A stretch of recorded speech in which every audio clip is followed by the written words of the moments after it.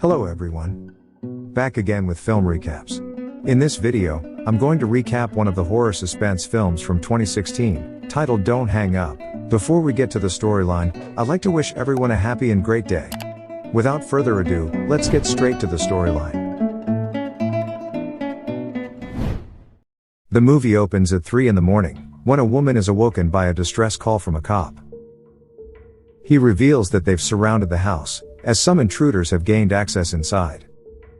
Upon hearing this, the panicked woman tries to rush to her daughter, who's in the other room, but the cop warns her that doing so will only put them in danger. He instead urges her to stay inside her room and barricade the door. The woman hesitantly complies, while the cop warns her to not hang up. But all of a sudden, she hears the cops discussing that her daughter has been injured. This horrifies the woman, so she immediately bolts out of the room and drops her phone. But what she doesn't hear is that the supposed cop admits it was all just a prank. The scene then shifts to some teenagers, who are celebrating the successful prank call. It turns out they call random people, threaten them with scary situations, and upload the whole thing online for views.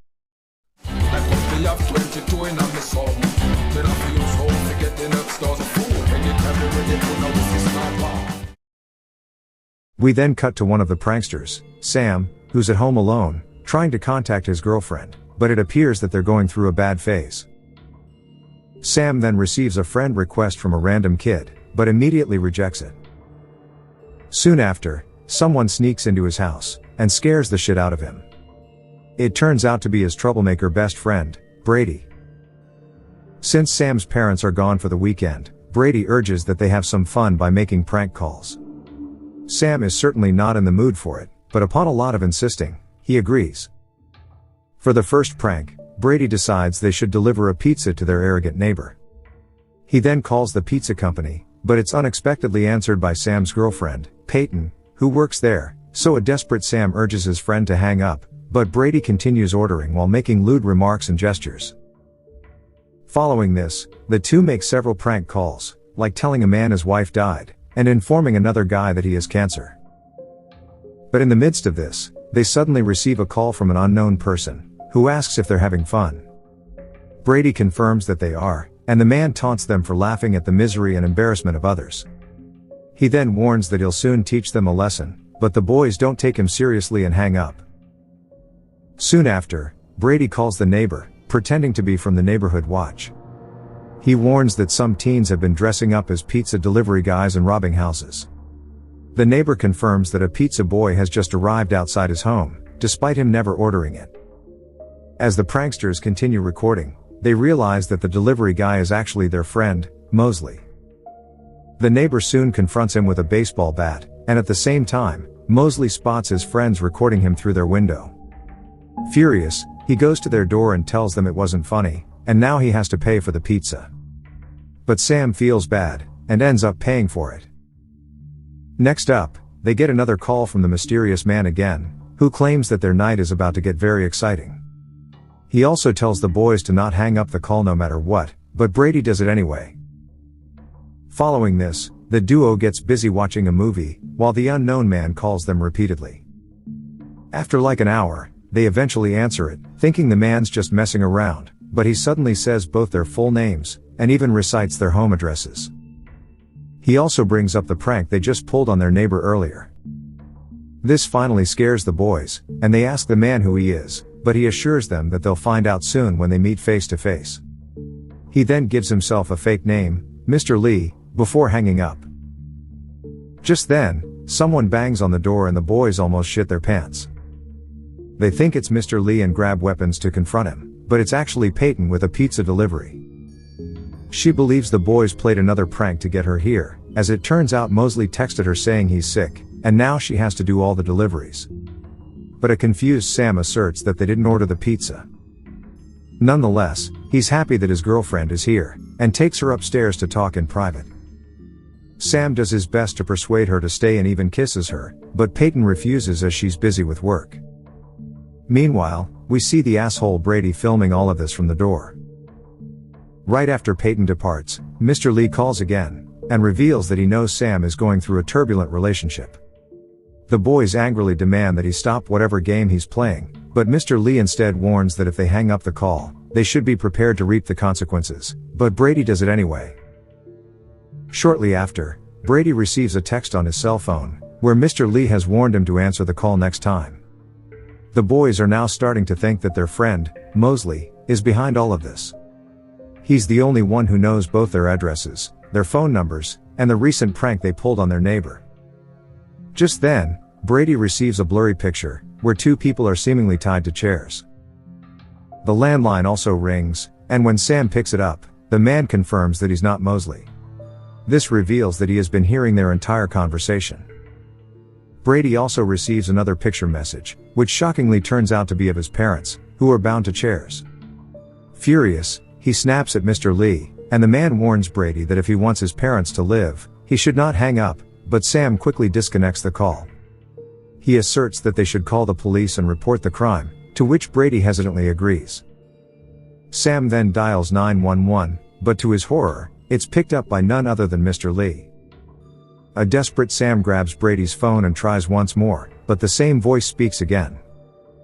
Panicked, Brady tries to go to the neighbor's house, but they get another message, warning them that if they step outside the house, the parents will die. Here, Sam sees that his laptop's webcam is on, making him realize Mr. Lee is watching them. But before they can react, the TV suddenly plays a cryptic video, where Mr. Lee approaches a badly injured and tied up Roy, who's also a part of the notorious prankster group. The boys watch on helplessly as Mr. Lee suffocates him to death with a plastic bag. Mr. Lee then says that this is just warm-up for tonight's main event.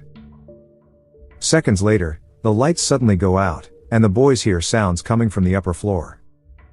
Sam also gets a video message, which shows a tied-up Mosley pleading for help.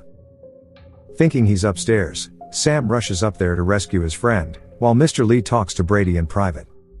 He says that he'll let Brady, as well as his parents, walk away if he does something for him in return. Meanwhile, Sam searches every room upstairs, and realizes that the sound was coming from a Roomba machine. He thus quickly sprints downstairs, and finds Mosley.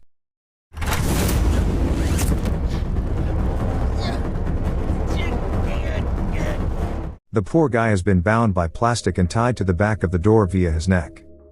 Sam desperately tries to save him, but the damage has already been done and Mosley ends up dying a painful death. After covering the body and cleaning themselves up, Sam confronts Brady about what the man told him earlier, so Brady says that it's time to decide who lives and who dies. Sam is confused by what that means, but Brady insists that they should both run away. He knows that his parents might get killed because of it, but it's the only sensible thing to do right now.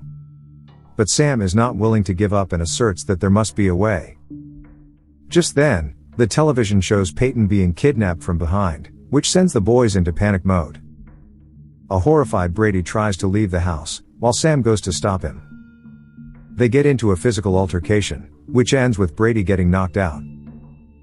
Soon, the TV shows another visual of Peyton. This time she's injured and bound to a chair. A desperate Sam promises to do anything to save her, so Mr. Lee comes up with a deal. He says that he'll let the couple go if Sam kills his best friend, Brady. To add, the mysterious man gave Brady the same option, but he chose to save his friend instead.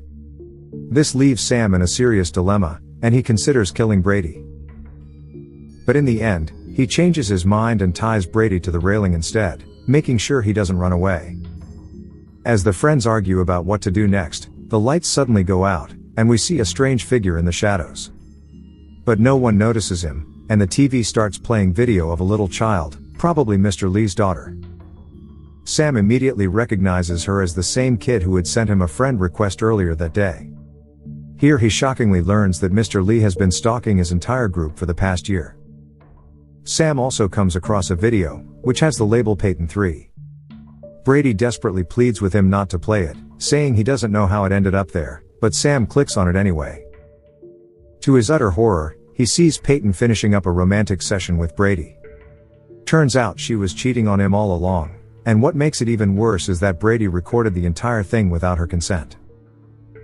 Furious, Sam beats his friend in the face, and the lights also come back on. He then stares at the video of Brady's parents on the TV, and suddenly notices that the clock is 2 hours behind their real time.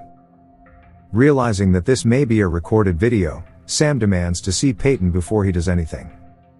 Mr. Lee still urges him to commit the murder first, and for a moment it seems Sam will do it, but he only cuts Brady's ties and releases him.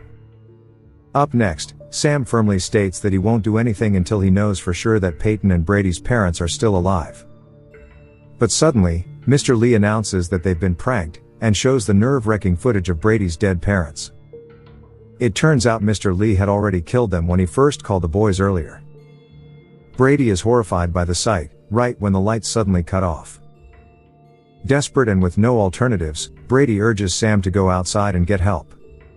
The latter is certainly not going to leave his friend alone, so he convinces him to come along.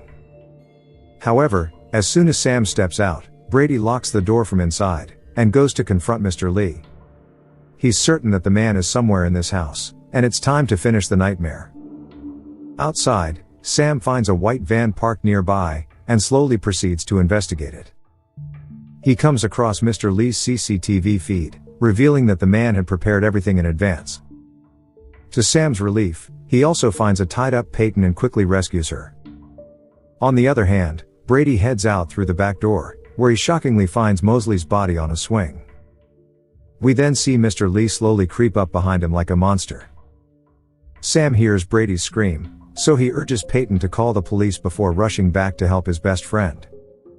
He checks every room in the dark house, and is occasionally startled by strange music. But then all of a sudden,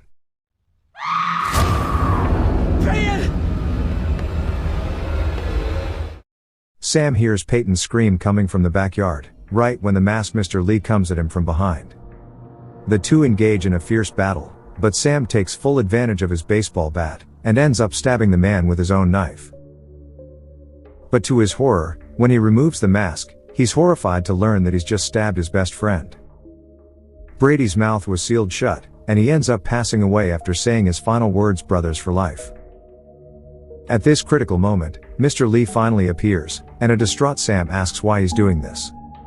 Mr. Lee claims he's just getting revenge for the night the pranksters called his house. The movie then cuts to a flashback, and we see the same woman from the opening scene. After she dropped her phone and bolted out of the room, she grabbed her gun for protection. The woman then saw a shadow of a person coming out of her daughter's room and impulsively fired at it. Unfortunately, she ended up shooting her own daughter dead. The woman was so devastated by the turn of events that she unalived herself. Mr. Lee blames Sam for ruining his family, and points his gun at Sam. He says Sam has to suffer the same way as he did, and a gunshot is heard. The scene then cuts to the next morning, where Sam is surprisingly alive. However, he finds a gun in one hand and a knife in the other. Sam slowly proceeds to the backyard where all his friends are lying dead, including Peyton. He screams in despair as the cops soon surround him, and arrest him for the violent crime. The movie ends with a news report, stating that Sam was enraged when he watched the adult video between his girlfriend and his best friend. He thus killed them both, along with Brady's parents, and a few other friends who may have played a part in making the film. Okay guys, thanks for watching. See you again in the next video.